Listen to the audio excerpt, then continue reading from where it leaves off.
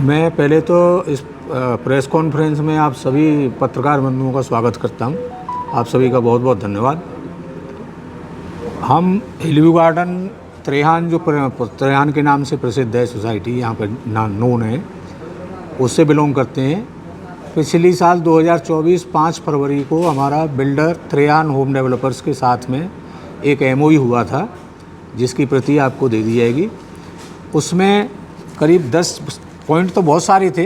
हमने 5 फरवरी की रात को साइन करके और 6 फरवरी से हमने अपने ऑपरेशन शुरू किए और बड़ी सफलता से मैं कह सकता हूँ कि जो हमारी सोसाइटी के लोग हैं वो इतने संतुष्ट हैं कि जो हमने 1.5 साल में काम कर दिया वो बिल्डर ने कभी 10 साल में भी नहीं किया।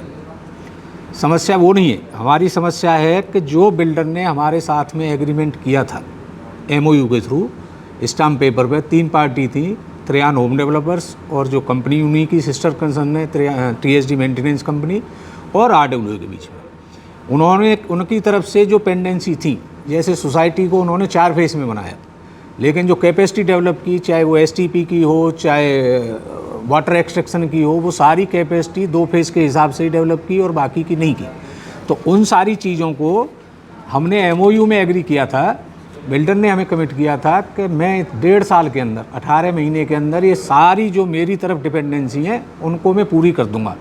और जिसमें मेजर काम था हमारा जो इंटरेस्ट फ्री मेंटेनेंस सिक्योरिटी है, जो लगभग 2.5 करोड़ रुपए बनती है, 2 करोड़ 44 लाख समथिंग हमने कैलकुलेट किया है, उसको हमें देना था, जो हमारे पास रहेगा। और वो इंटरेस्ट फ्री रहती है, जैसे आज तक वो इंटरेस्ट ले रहे हैं उसकी इंटरेस्ट हमारी इनकम होगी, लेकिन एक कॉर्पस रहेगा हमारे पास में बड़े काम करने के लिए।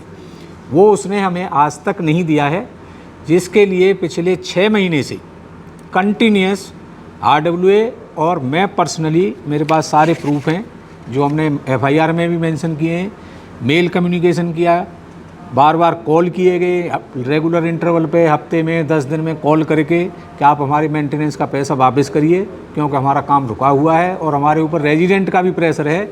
लेकिन हाँ, करते हैं, करेंगे, ऐसे ही करते करते 2.25 साल हो चुके हैं, हमारा पैसा नहीं आया। हमने फिर उनको लीगल नोटिस भी भिजवाया, करीब 14-15 तो मैं मेल कर चुका, जो टेलीफोनिक कन्वर्सेशन है उसके अलावा ये सारे प्रूफ हैं उसके। लेकिन उन्होंने आज तक कोई भी हाँ या ना में जवाब नहीं दिया। जब भी फ़ोन किया तो एक ही जवाब दिया, हाँ जी करेंगे, हो जाएगा, आप चिंता मत करो, आप बहुत अच्छा काम कर रहे हो, लोग बड़ी तारीफ़ कर रहे हैं, आपने सोसाइटी का काफ़ी इम्प्रूवमेंट किया है, बहुत विकास किया है। लेकिन पैसे की बात को टालम टोल रही। हमने थक के अपनी कंप्लेन दी पुलिस में, जो नहीं हुई, सिर्फ उन्होंने एक परिवाद रजिस्टर किया।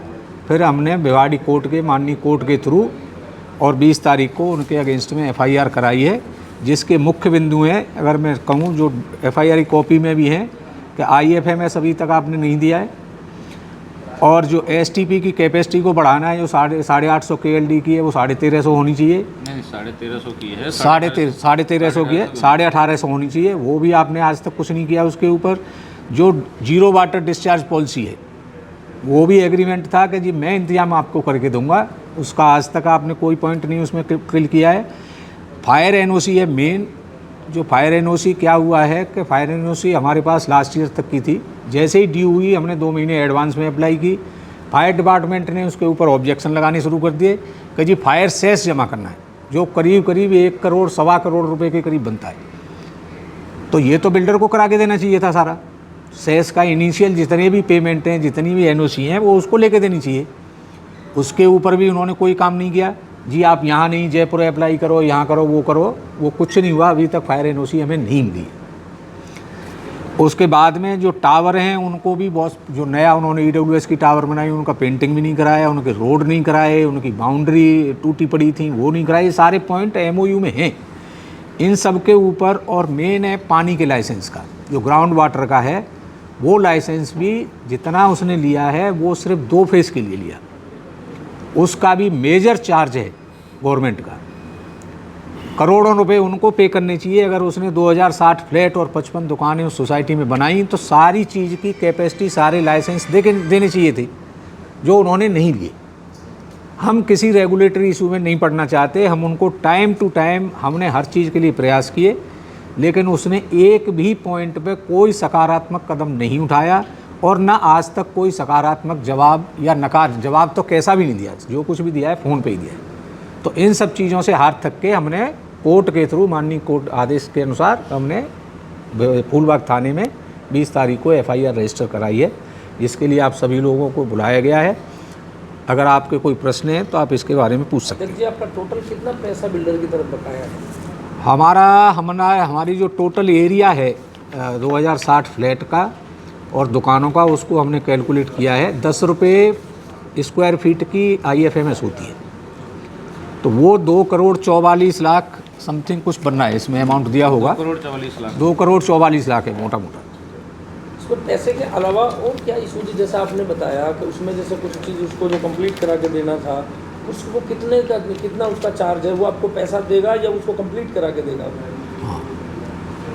वो पैसा देगा, हमें उससे लेना नहीं है, ना हमने पैसा उससे क्लेम किया है। हमने जब भी कंसल्टेंसी को, जो एजेंसी को अप्रोच किया है, जैसे मैंने एग्ज़ाम आपको बताया कि फायर NOC है, फायर NOC का जो उन्होंने कैलकुलेशन करके फायर डिपार्टमेंट ने दिया, वो करीब 1,40,00,000 रुपये बताया था। अभी जो पेंडिंग है, जो बिल्डर को पे करना चाहिए था। करना चाहिए था? हाँ जी। तो क्या इससे पहले फायर NOC पहले सेस नहीं होता था इनिशियली। फायर NOC बिल्डर के पास है? फायर NOC जब हमें हैंड ओवर किया था तब तक वो फायर NOC इस साल 2025 मार्च तक वैलिड थी। अब इस समय नहीं है? अब नहीं है, उसके बाद रिन्यू नहीं हुई है वो। रिन्यू नहीं हुई। हाँ। तो ये बिल्डर को करा के देनी चाहिए? बिल्कुल। जो सेस है वो सेस का पैसा देगा, तभी तो वो NOC का प्रोसेस आगे बढ़ेगा। जो आप पैसा बाकी बता रहे हैं, ये मार्च के बाद से वो जो है पेंडिंग है? ये पेंडिंग गवर्नमेंट ने पॉलिसी बनाई कुछ बैक डेट में, ठीक है, उसका नोटिफिकेशन भी है, जो बिल्डर को पहले करना चाहिए था, लेकिन वो कैसे साठ गांठ करके उसने कैसे NOC ली हमें पता नहीं। हमारी NOC नहीं थ्रू हुई। हमने जब भी रीसबमिट किया उसमें एक ही ऑब्जेक्शन लग के आया, please submit fire cess.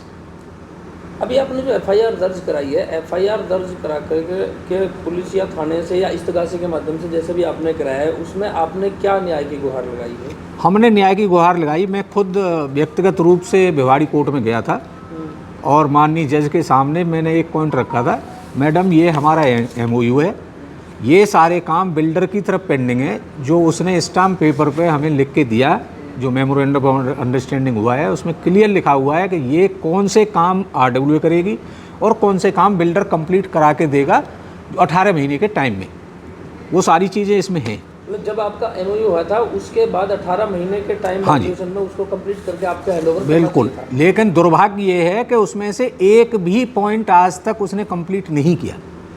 MOU के बाद में अभी कितना समय हो गया है?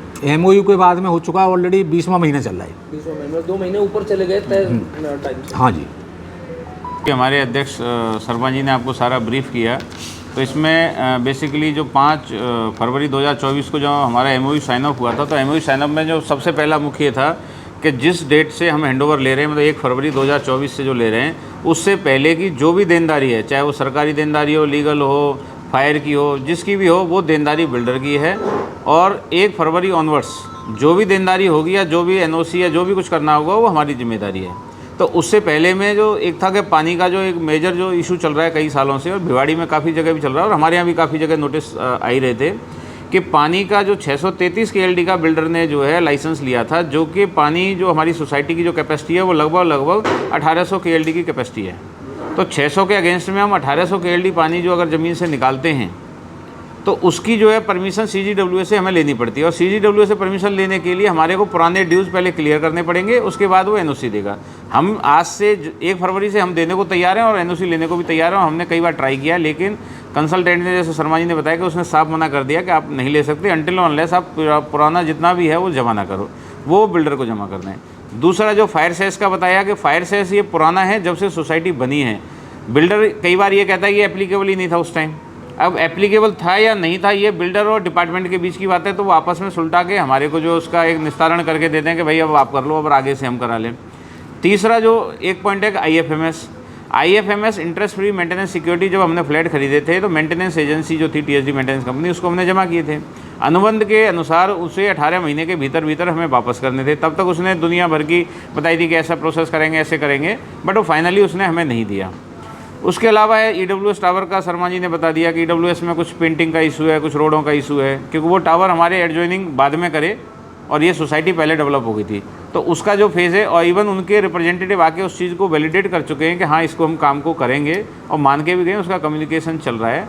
तो ये मोटा मोटा जो हमारे जो टॉपिक हैं 4-5, उसके अलावा हमारा मानना है, हम भी इस बात को मानते हैं, जो मशीनरी लग गई, लगाने अब बिल्डर ने लगा दी, अच्छी बात है, लेकिन उसको मेंटेन करने का काम मेंटेनेंस का है, वो हम आगे करेंगे। लेकिन अगर कोई चीज़ है ही नहीं या क्षमता से कम है तो वो उसकी जिम्मेदारी जो है बिल्डर की बनती है, हमारा जो एक वो है। इसके अलावा जो हमारा EWS टावर हैं 3 XYZ के नाम से 3 टावर हैं, जो अभी रिसेंटली मैंने उसके कागज़ पढ़े तो उसमें दिखाया गया है कि सोलर जो है छत पे कंपलसरी है। तो हमें पहले जानकारी नहीं थी, जब वो कागज़ पढ़े अभी रिसेंटली 1 महीने पहले, तो फिर हमने देखा तो वहाँ सोलर थे ही नहीं। फिर हमने इनके एम्प्लॉइयों से बात करने की कोशिश करी ऑफ द कैमरा, तो पता चला कि इन्होंने एक स्ट्रक्चर टेम्परेरी लेके आए थे, सोलर की प्लेट लगाई और उसके फ़ोटो जो है बीडा में सबमिट करके उसकी परमिशन ले ली। अब हमें निशान विशान कुछ नहीं मिलेंगे छत पे, ना छत पे कुछ है, सिर्फ उन्होंने एक टेम्परेरी स्ट्रक्चर ला के उस पर रख के फ़ोटो वीडियोग्राफी करके बीडा में दिखा के और परमिशन ले ली। अब मैं ये नहीं कहूँगा कि बीडा ने मिलीभगत से कर दी, पर कुछ तो है गड़बड़ जिसके तहत ये परमिशन मिली।